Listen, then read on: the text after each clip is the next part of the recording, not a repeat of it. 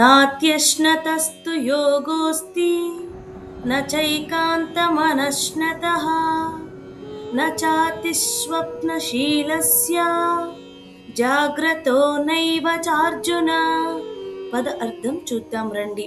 న అతి అశ్నతః ఎక్కువగా తినేవాడికి కాదు.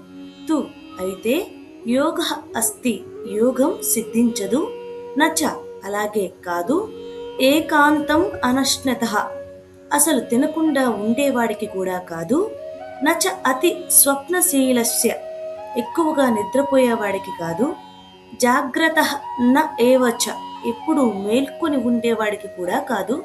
అర్జున ఓ అర్జున. ఇప్పుడు తాత్పర్యం చూద్దాం రండి.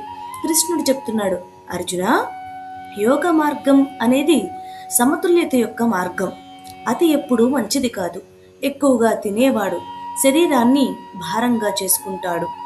అతని మనస్సు కూడా మందగిస్తుంది. అలాగే అసలు తినకుండా శరీరాన్ని బాధించేవాడికి కూడా యోగం సిద్ధించదు. అర్జున అదేవిధంగా ఎక్కువగా నిద్రపోయేవాడు అలసత్వంతో పడిపోతాడు.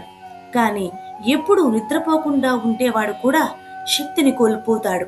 అతని మనస్సు స్థిరంగా ఉండదు.